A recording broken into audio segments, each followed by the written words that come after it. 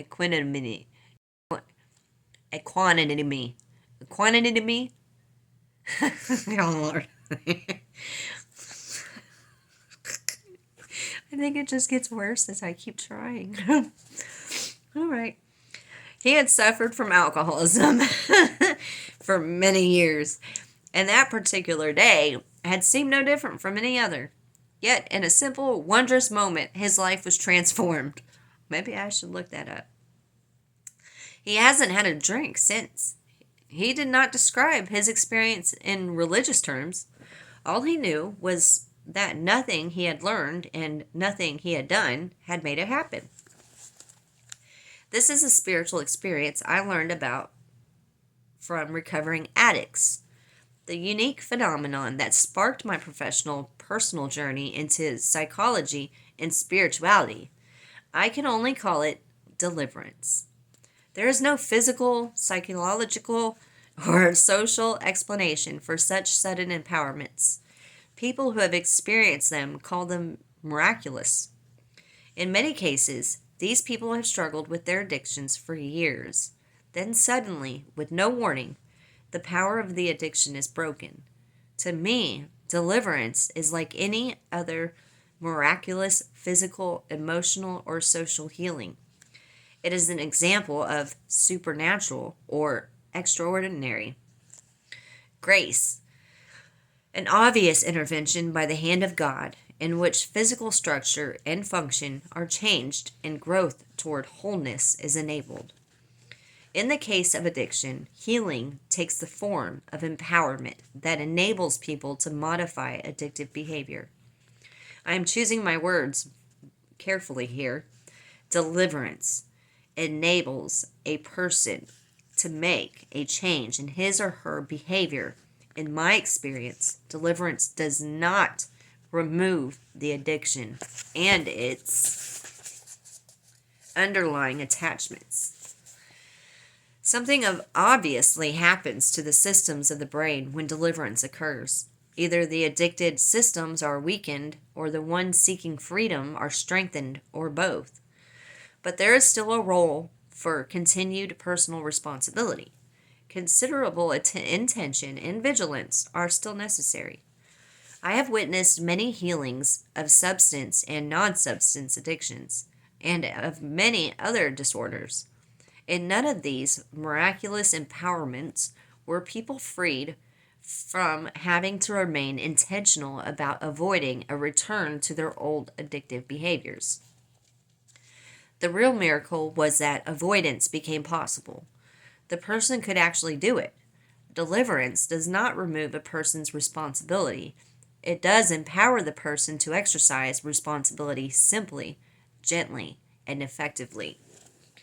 In a way, this is how grace seems to work with us in all areas of life. The special flowerings of grace that we call deliverance and miracles seem so extraordinary only because of the way we look at them. The natural grace that God continually offers us in the normal circumstances of our lives is really just as miraculous. It stands ready to transform and empower us in the most ordinary situations. Miracles are nothing other than God's ordinary truth seen with surprised eyes. Our very being in this world, our existence as individuals and communities, is miraculous. It is miraculous that God creates us with bodies and brains that are capable of adapting to virtually any conditions, and that God preserves within us an invincible freedom of choice.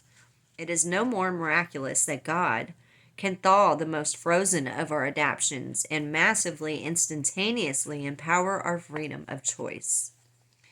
A particular eruption of grace strikes into a person's life like a lightning bolt of loving energy. The power of God's goodness shines in victory over a particular human enslavement or misfortune. The enemy is weakened, the person is empowered. I believe that grace's empowerment is present in all true healings and deliverances of all kinds, and in any movement toward wholeness and love and freedom, however great or small. It is present in physical and psychological,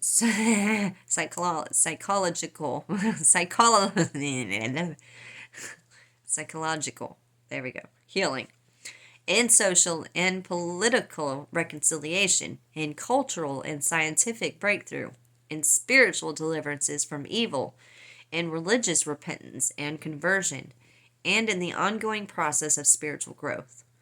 It is present wherever love really grows. In every such situation, grace enables us to make necessary initial changes and to continue, over time, to nurture those changes in creative, constructive ways. God does not flash into our lives to work a piece of magic upon us and then disappear. To do so would eradicate human dignity. It would prevent our participation. Instead, God's grace is always present intimately within us, inviting and empowering us toward a more full, more free exercise of will and responsibility. The more open and spacious our will and responsibility become, the more God and person commune in creative splendor.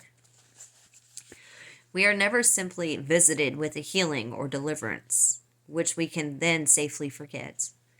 Grace is not a pill we are given or a method applied to us so that we can simply go on about our business. Grace always invites us forward. Every liberation requires continued attention. Every healing demands continued care. Every deliverance demands follow-up, and every conversion requires faithful deepening. If we do not respond to these ongoing calls, if we deny our empowerments for continued growth and freedom and responsibility, our healings may well be stillborn.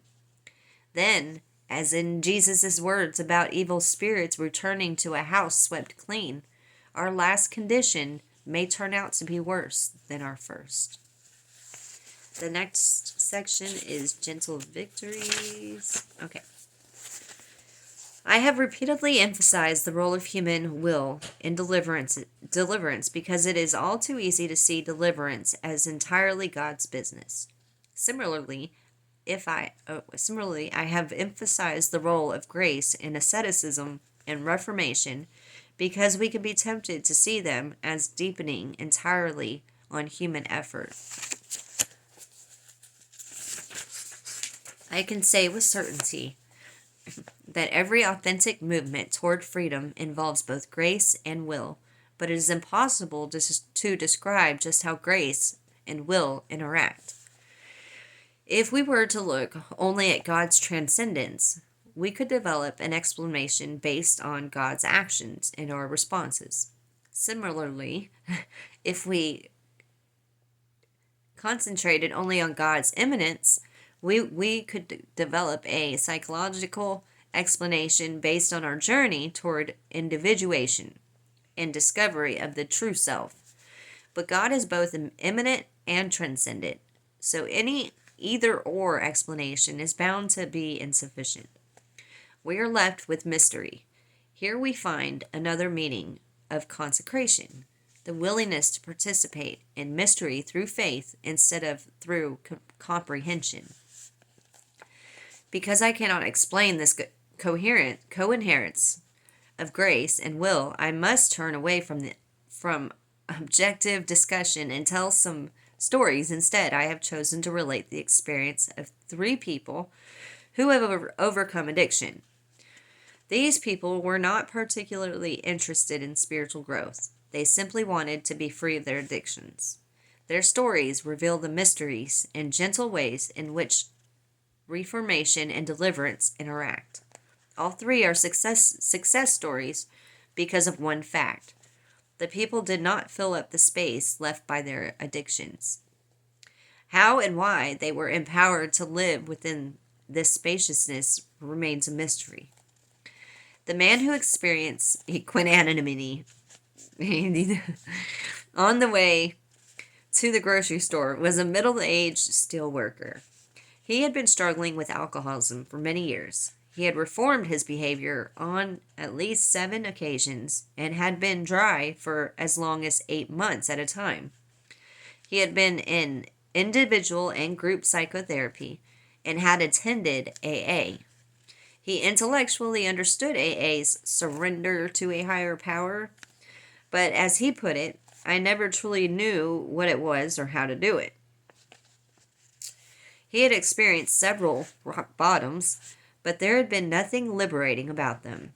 His wife had left him twice because of his drinking, and his grown children seldom